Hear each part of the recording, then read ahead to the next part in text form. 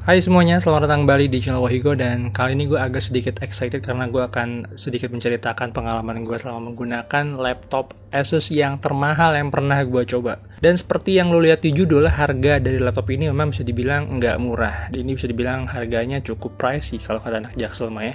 So ini adalah Asus ZenBook Pro 15 dengan harga 50 jutaan dengan spesifikasi sebagai berikut. Ditenagai oleh prosesor Intel generasi 10 dengan RAM sebesar 32 GB. GPU-nya juga udah menggunakan GPU kelas atas yaitu RTX 3070 dengan VRAM sebesar 8 GB. Untuk memorinya sendiri dia menggunakan SSD sebesar 1 TB dan yang paling gue suka adalah layarnya ini udah menggunakan OLED display. Sudah HDR dengan refresh rate 60Hz. Resolusinya juga udah 4K dan dia juga udah touchscreen di kedua layarnya. Ya, laptop ini memang punya dua layar untuk meningkatkan produktivitas dan ini termasuk ke dalam kategori Creator Series. Jadi memang laptop ini segmentasinya lebih dikhususkan untuk pengguna-pengguna yang memang bekerja di bidang kreatif kayak misalnya untuk desainer dan juga animator, content creator dan lain-lain. Dan juga buat para video editor ini laptop bagus banget ya karena dia juga punya dua layar jadi otomatis dia juga bakal bisa menampilkan display yang lebih luas dan gue rasa memang laptop ini cukup mumpuni untuk dipakai untuk mengerjakan beberapa pekerjaan-pekerjaan berat yang udah gue sebutkan tadi. Karena memang beberapa pekerjaan tadi bisa dibilang mereka tuh butuh banget yang namanya PC atau laptop yang memang punya spesifikasi cukup tinggi. Anyway, gue mau disclaimer dulu kalau di sini gue nggak akan mereview laptop ini secara detail seperti yang ada di Jagat Review atau di beberapa channel YouTube lain yang bisa dibilang cukup detail reviewnya. Karena di sini gue hanya akan menceritakan pengalaman gue selama menggunakan laptop ini dan experience-nya yang gue rasakan selama menggunakan laptop ini sebagai seorang video editor atau content creator. Dan juga sebagai seorang gamer pastinya karena gue sangat hobi game ya. Jadi gue juga udah nyobain beberapa game-game berat di laptop ini dan overall gue sangat puas dengan performanya. Nanti bakal gue ceritakan bagaimana performanya saat gue pakai buat main game-game berat. So let's begin the review guys.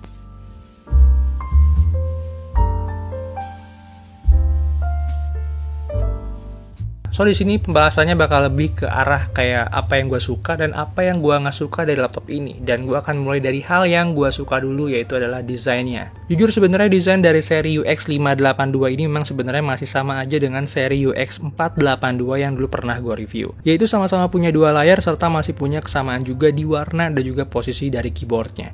Tapi karena menurut gue desainnya ini cukup terlihat modern, makanya dari dulu gue cukup suka sama desain dari laptop ini.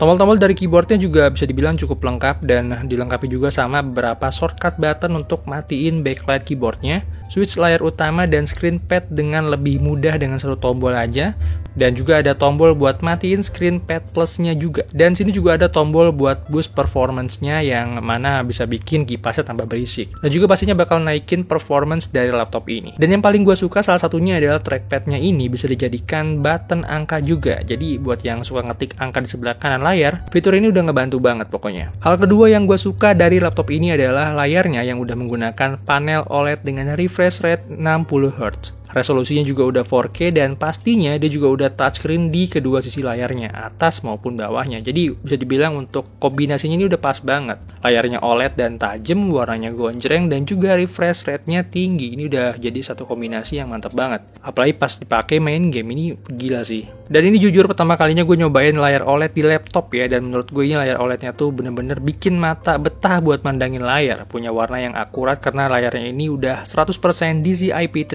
brightness-nya juga bisa sampai 550 nits dan yang gue baca-baca adalah katanya layar OLED-nya ini ternyata kadar blue light-nya ini lebih rendah 65% dari layar biasa. Yang mana itu artinya layar ini lebih aman dari layar-layar biasa dengan kadar blue light yang lebih tinggi. Pokoknya layar ini mantep banget bisa dibilang untuk color grading di Adobe Premiere Pro juga hasilnya lumayan akurat. Apalagi pas gue pakai main game ini gue suka banget. Asli seperti yang gue bilang tadi perpaduan antara refresh rate yang tinggi dengan color yang gonjreng dan mantep bisa dibilang. Ini cukup memajakan mata. Overall pada intinya laptop ini tuh punya layar yang bisa dibilang cukup bagus dan gue udah coba ini untuk color grading juga dan hasilnya bisa dibilang warnanya cukup akurat dan gue udah export juga dan gue udah lihat di beberapa device juga ternyata hasilnya cukup memuaskan. Dan gue pun sangat dimanjakan dengan visual yang diberikan pas gue main game ya karena dia tuh menyediakan refresh rate yang tinggi, dan juga warna yang bisa dibilang cukup memanjakan mata. Jadi bisa dibilang kalau untuk urusan game, ini laptop juaranya menurut gua, walaupun memang dia bukan laptop gaming. Tapi sayangnya layar keduanya atau ScreenPad Plus-nya ini masih menggunakan layar IPS. Dan dia udah support stylus pen, jadi buat yang mau gambar-gambar di sini tuh udah enak banget. Dan dia juga udah dapat stylusnya dari paket penjualannya. Walaupun buat gue pribadi yang notabene-nya menggunakan laptop ini untuk ngedit video di Adobe Premiere Pro, ScreenPad Plus atau layar keduanya ini cukup membantu saat gue ngedit. Karena secara default saat gue buka Premiere Pro 2020, layar keduanya ini bakal memunculkan tampilan button shortcut yang cukup membantu proses editing gue. Walaupun sebenarnya gue juga butuh adaptasi banget untuk membiasakan diri menggunakan fitur ini. Dari yang tadinya pakai shortcut keyboard, sekarang malah udah disediain tampilan shortcut layar kedua seperti ini. Dan shortcut yang ada di layar keduanya ini misalnya adalah tombol untuk import footage dan media, mengatur ukuran baris audio track, volume slider, vertical scroll, dan lain-lain. Tapi kadang gue pun suka jadiin layar keduanya ini buat naruh tampilan sequence biar preview videonya lebih lega lagi. Hal ketiga yang gue suka dari laptop ini adalah performanya yang bisa dibilang cukup ngebut, bahkan ngebut banget buat gue yang memang gak pernah nyobain laptop sengebut ini. Karena laptop ini juga punya spesifikasi yang cukup tinggi, RAM 32GB, RTX 3070, dan VRAM-nya juga 8GB. Dia juga pakai prosesor Intel generasi 10 yaitu i9, dan juga dia udah pakai SSD 1TB. Dan kalau lu mau tahu spesifikasi lengkapnya, lu bisa cek di deskripsi video, nanti gue sertakan linknya. Yang jelas performa dari laptop ini tuh udah ngebut banget. Sebagai contoh, gue udah pakai laptop ini untuk beberapa minggu buat ngedit di Adobe Premiere Pro 2020. Dan gue sama sekali nggak ngerasain kendala apapun. Gue ngedit video di 1080p dengan kualitas playback full, nggak ada 1,5 ataupun 1/4. Ini playbacknya nggak patah-patah walaupun gue udah masukin banyak efek dan juga color grading. Dan untuk renderingnya juga cepet banget. Ini untuk video gue yang dirender di 1080p dengan durasi 10 menit, ini hanya membutuhkan waktu di bawah 3 menit aja untuk selesai.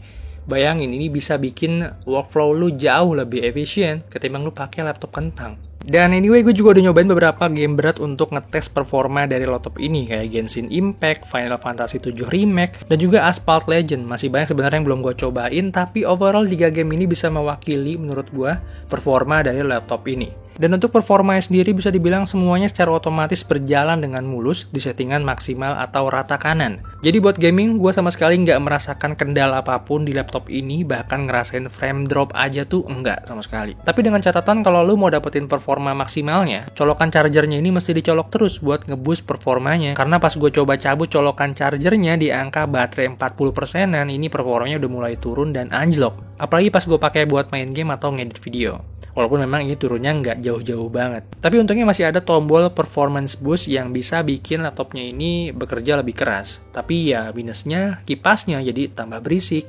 Oh iya, sekarang gue mau bahas hal yang gue kurang suka dari laptop ini adalah posisi kipasnya yang ada di kanan dan kiri. Yang mana panasnya ini bakal nyemprot ke tangan karena dia tuh nyemprotnya dua arah ya, kanan dan juga kiri. Jadi tangan gue tuh ngerasa kurang nyaman aja kalau setara sama posisi fan-nya. Apalagi pas gue main game ini gue ngerasa lebih panas daripada pas gue ngedit karena performance-nya bener-bener di boost.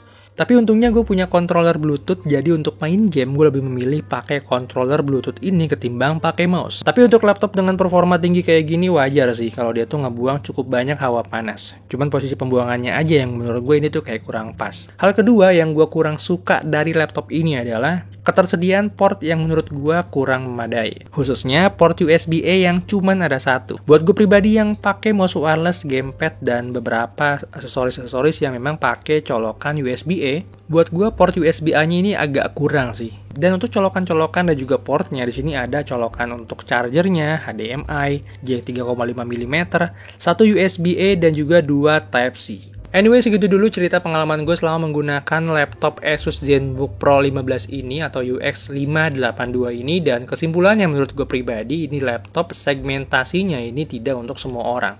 Dan menurut gue ini memang diususkan untuk beberapa desainer ataupun animator atau content creator, videographer, ya editor juga. Pokoknya beberapa pekerjaan memang ngurusin project-projectan gede gitu ya, karena gue yakin pasti yang seperti itu tuh nggak bakal saya ngeluarin uang sebesar 50 juta untuk investasi, karena ini bisa bilang investasi jangka panjang dan bakal bikin pekerjaan lo jauh lebih efisien dan lebih mudah dengan adanya laptop ini. Dan buat lo yang pengen kepoin produknya atau pengen tahu soal detail-detail dari laptop ini, silakan klik link yang tersedia di deskripsi video. Sekian dulu video kali ini, makasih banget buat lo yang udah nonton video sampai habis. Jangan lupa klik tombol like dan share video ini sebagai bentuk dukungan lo terhadap channel ini. So thank you guys for watching. See you on my next video. I'm Wahyugo. I'm signing out.